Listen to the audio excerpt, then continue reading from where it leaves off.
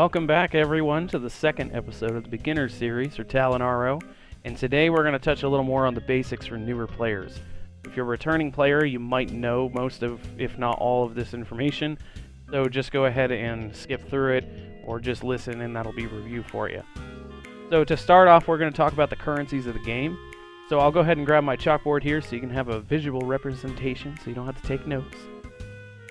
So the first currency we're going to talk about is Zenny, and that's the main currency of the game. That currency is what you're going to use to purchase items from player shops, NPC vendors, any kind of shop that's really in the game that you need to purchase potions, magnifiers, etc. That's what you'll use Zenny for.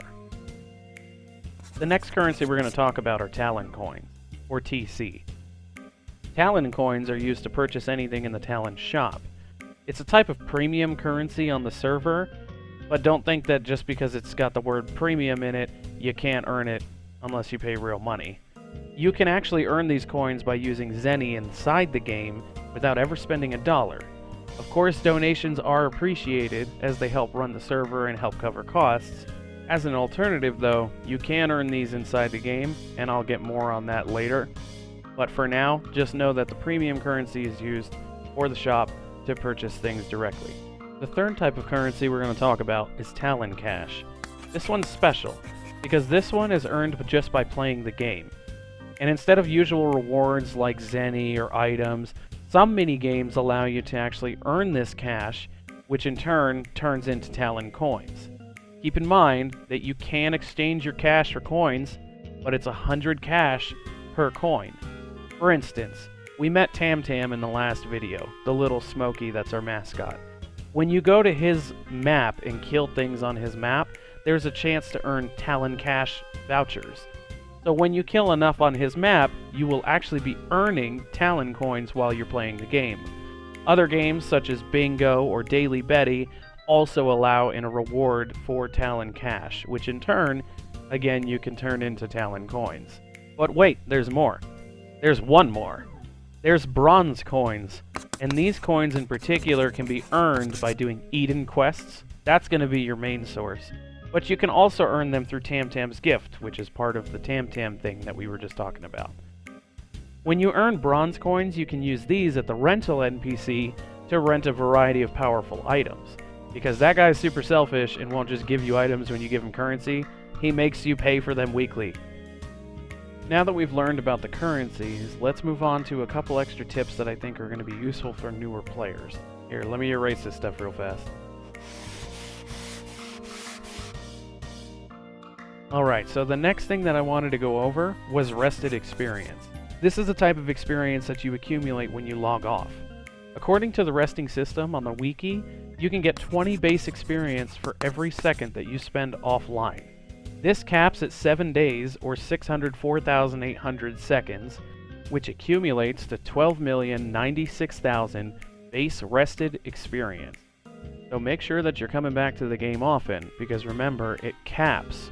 So if you're not using it anytime outside of that limit, it's just wasted experience that's not being racked up. The next tip would be the Daily Cash Betty, which I've mentioned before. You also met her in the intro quest for Manuela.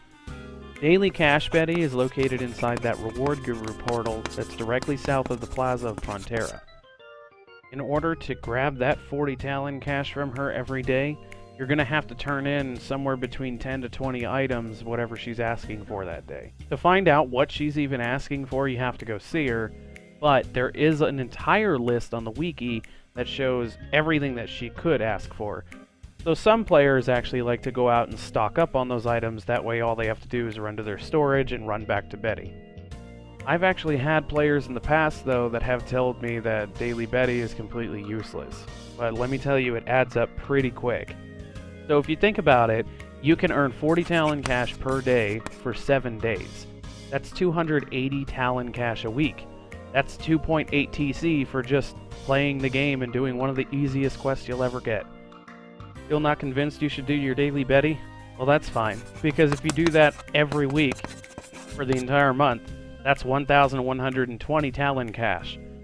That's 11.2 Talon coins. You might as well do it. It'll be really quick, I promise you. It's painless. Just go out, get the items, turn them in, be a baller. Alright, moving on. Also, I'm starting to hate chalk. Gets all over your hands. Let's get rid of this. So we've talked about the currencies and some other things like tips, but how about the items? What items should you be using? Well, I highly recommend one item in particular. It's called Lord Kaho Horns.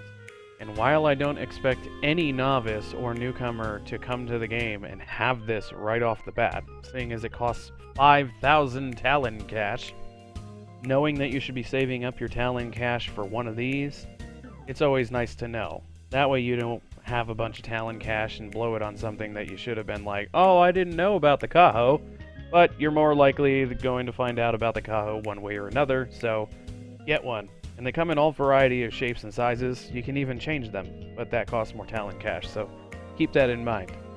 There's another item like the Kaho. It's called the PCB, or Pussycat Bell. In particular, this is the best defense item that you can have as a lower headgear. Now keep in mind, not every single build is going to use a PCB, but it is recommended that if you're starting out and you're being a melee build and you're getting hit, to get a PCB. Again, it's all personal preference, as you can also get the Pirate Dagger. Alright, so now let's talk about the one thing that I know that most beginner players will always overlook. Some veterans actually completely forget about it as well. Rental items. Now, I will praise rentals all day long, and a lot of people will say that you can do without them. But, first off, you should always know that the option is there. If you're doing your Eden quest, you're going to have bronze coins. If you have bronze coins, get rental items. That's it. There's no in between. Let's take the hunter in particular for this one example. Because there are so many rental items out there, we're just going to focus on one thing at a time. So if you're a hunter and you're out there with a great bow, with an attack of 50, maybe you have, because you have 3 card slots and you got some cards in there, whatever.